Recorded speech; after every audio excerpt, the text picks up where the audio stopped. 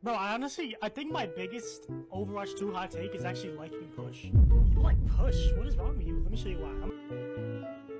Alright, I'm gonna let you Let me show cook. you why I like push. Hold on, let me get to a custom game real quick. This is why I like push so much, right? Because look, let's say they have the bot all the way on the other side of the map. And as I have to walk like 5 minutes to get to this robot over here, I'm thinking of everything in life right now. See, I'm thinking of how much I hate myself. I'm thinking of how much of a masochist I am for actually playing this game. And then I actually get to the bot here, boom, headshot by Widowmaker.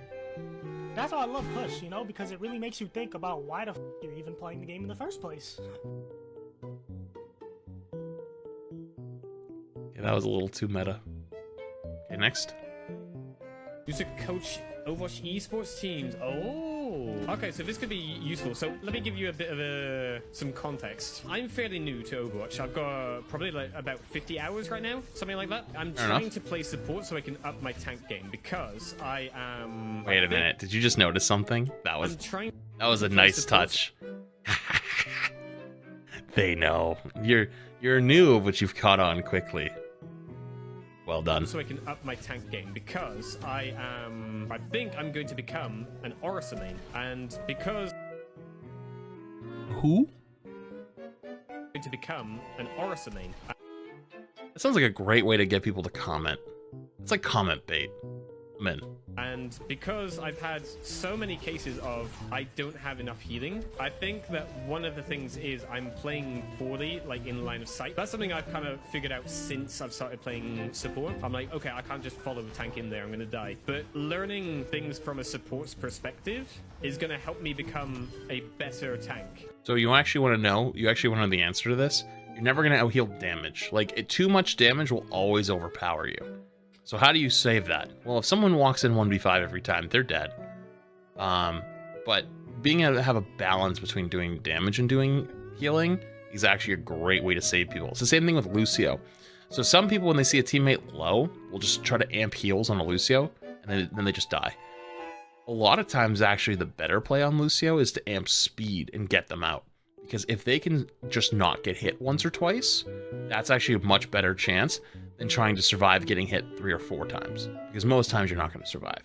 So, I think the reason they're probably struggling a little bit is they're trying to do almost too much healing. Quick on it for newbies. We've seen this already. You only need to hit within your triangle when you're scoped in. This means your crosshair doesn't have to be directly on your target like it does for enemies. It's a good tip. Good tip. I thought we saw that one already though, but not bad. Here I am with a list of things that I missed from Overwatch 1. Uh-oh. They're gonna start with being on fire. Did it do anything for— What? They say, see, this is why I like Season 3. Season 3 doesn't have a new character and stuff like that, but they've done so much new good stuff. They talked about they want to bring this back, so... you? No, but it gave you a really big ego boost in the middle of the game. Also the borders that you used to have. Next up is this screen that you get at the end of the game. There's something about seeing all the gold badges that the new version just doesn't have. Another thing I miss is this little bar that told you if your teammates were in a party together. Yeah, that's been not a thing, though, since Open Queue. I actually don't know why they got rid of that originally, to be honest with you. The reason why I think it's bad they got rid of that is because a lot of times people who are cheating will duo with somebody who's not cheating. And so what happens is there's a way to check if someone's in a duo. The way you check if someone's in a duo is you invite them to group while you're mid-game, and one of two things will happen. It'll say, A, you can't invite them because they're in a competitive game, or B, it says you cannot invite them because they're already in a already in a group. If it says it's already in a group, that means that they are already duoed or playing with multiple people in the lobby. That means there's at least one other person in that game that they're paired with. If it says that they're in competitive, they are solo queue.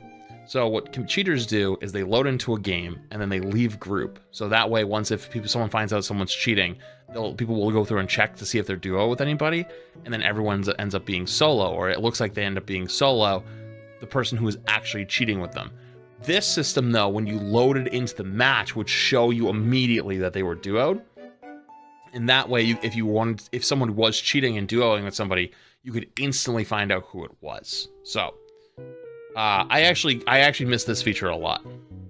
Or not. It might not be much, but it did definitely help you know how your teammates were gonna play. A small thing I miss is how the game used to give you tips on who you should have on your team. That was It really stupid. boosted your morale in your team when you saw everyone choose anyone but what the game is That was also open queue. recommending. Last It's but not open queue. least is loot boxes. Not much else I can say about them. Okay, realistically, as the head of the loot box rebellion, the one reason we've met loot boxes is because we never spent any money on the game. You could get everything for free. So Overwatch 2 competitive sucks. I don't like this new system. Every 20 to 30 minutes I put into the game just to get a winning card is like saying, I turned in my homework, but my teacher hasn't given me back my grades. The only time I get my grades back is when I turn 7 assignments in. And then the midterm comes and I'm Overwatch 2 doesn't even have a proper match history, which tells me competitive is not so competitive.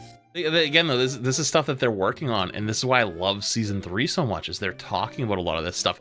This is stuff people have been complaining about for a while, and they're actually working to fix it, which is awesome. That's not stuff that we've seen in the past from Overwatch. That's why I think there's real hope. Some real hope with the game.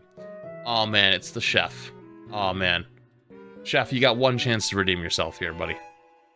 One of my hottest takes right here, I don't actually think it's that hard to balance Widowmaker, because I think realistically, she already has had some changes or things in the game that can be applied to her pretty easily to get her back in normal playstyle. Before any of this starts, I don't want to get all the skill issue comments out of the way to begin with, and I'm just going to say this, it's infinitely harder to get kills as Genji than it is as Widowmaker. With Widowmaker, it's a point-and-click adventure.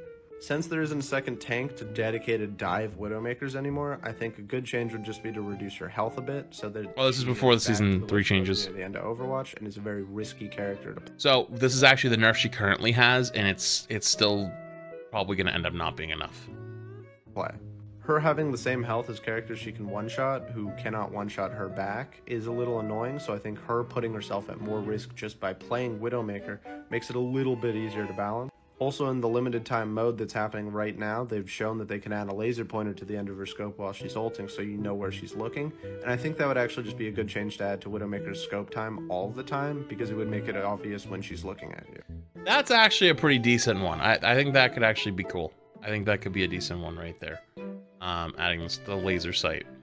But it also doesn't solve the problem, though, of what is one-shots. And in high elo lobbies, Widow can just dominate the whole game. And especially the map pool that's going on right now really favors Widow. So, remains to be seen.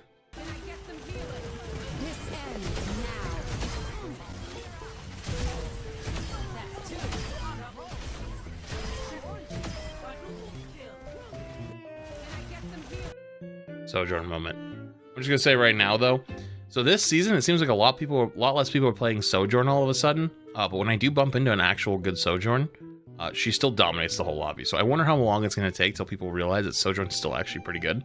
People start playing her more again.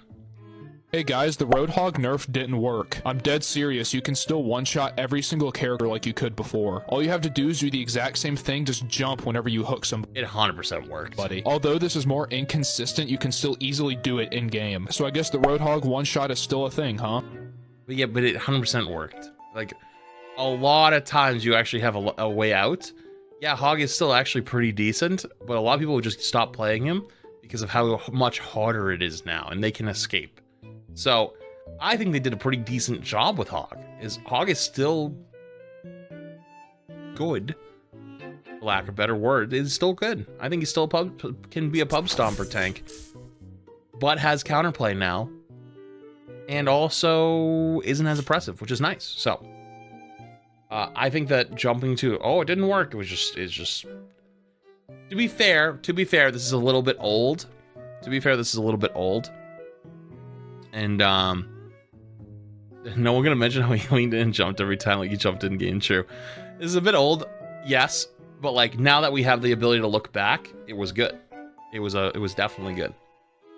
Nah, bro, thinking about it right now, this change to Roadhog is gonna be more content for the game than the Lunar New Year event, bro. Like, this is an event on its own. Everybody is celebrating. True, that Lunar New Year event was awful. How to climb with Hanzo in 3 steps. 1. Crosshair. 2. Control. 3. Climb. First, crosshair placement is super important. Always place your crosshair at head height. This will make your aim more consistent and might reward you with unintentional kills. Second, Use your Sonic to control flags. Don't randomly throw it into the enemy team. This can get you easy kills, and might save your teammates, especially from targets like a Tracer with Pulse Bomb. Last, fully utilize your wall climb. Make it harder for enemies to reach you, get better angles and make your movement unpredictable. You should always abuse high ground. Join my Discord with the Solid tips, you think? Yeah. Honestly, I got you. I got an even better one. Just shoot him in the head. Just shoot him in the head. Easy. Easy GM. Oh, I did it! I did a little hop. That's such a funny thing you can do. What's the point of that? But like, that's kind of funny. That's actually kind of funny. Oh, I did it! I did a little hop. That's funny, dude. That's actually pretty good. What's comments say on that one? We bunny hopping now. People are down smashing in Overwatch. It's all fun and games till she sleeps you in the air. Did you just footstool Viana? Oh, that's pretty funny. Here's why the new Roadhog jump one-shot tech doesn't actually work, and what you should do instead. After the nerfs to Roadhog's hook combo, a new tech popped up to let you still one-shot DPS and support heroes. In it, you land a hook and jump as they're being pulled in so they end in the air. This way you have more time to get close to them and kill them like normal. But the problem is that this doesn't actually increase the time the enemy is stunned, so any hero with a movement, defensive, or stun ability can avoid the follow-up shot. Of all the DPS and support heroes, only Symmetra doesn't have one of these. So unless you hook her or an enemy who has already used their movement, defensive, or stun ability, then it isn't really going to benefit you. As this, along with making it harder to hit your shot, just means it's inconsistent. Bottom line, the jump tech just doesn't solve the problem, and will usually just be inferior to pushing as far as possible after hook and then shoot meleeing. The true solution though is just to chunk your enemy enough with a pre-fire shot and then kill the target like normal. Enemies normally survive with around 40 HP, so as long as you land a glancing pre-fire shot, then you're good to go. True. That's actually good tech. We're not good tech, that's actually good advice. It truly is the cycle of Overwatch. Basically, the way Overwatch works is you get absolutely rolled for an entire gaming sesh, and then you hop on the next day, and instead of getting rolled, now you're doing the rolling, and then the next day, you 50-50 Overwatch. Have another good session like I did last time, and guess what? Now you're back to getting steamrolled, and you just keep cycling, having really days and really good days. 50-50 Overwatch. It's just how it is. It's real. 50-50 Overwatch is real. Roadhog is trash, dude!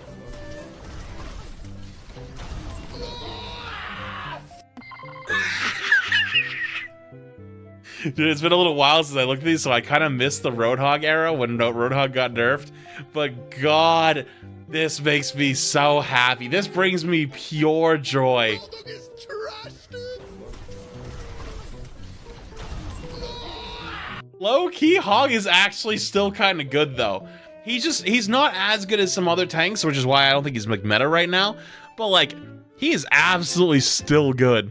Okay, I need to check some comments. Roadhog players when they can't tank, DPS, and support at once. Mad. This makes me so happy. We love to see it. Roadhog players when you can't only one-shot... you can't one-shot any squishy on the team and has to play around his team. Rage emoji. I'm happy. Literally a skill issue. Oh, man. I missed out on these.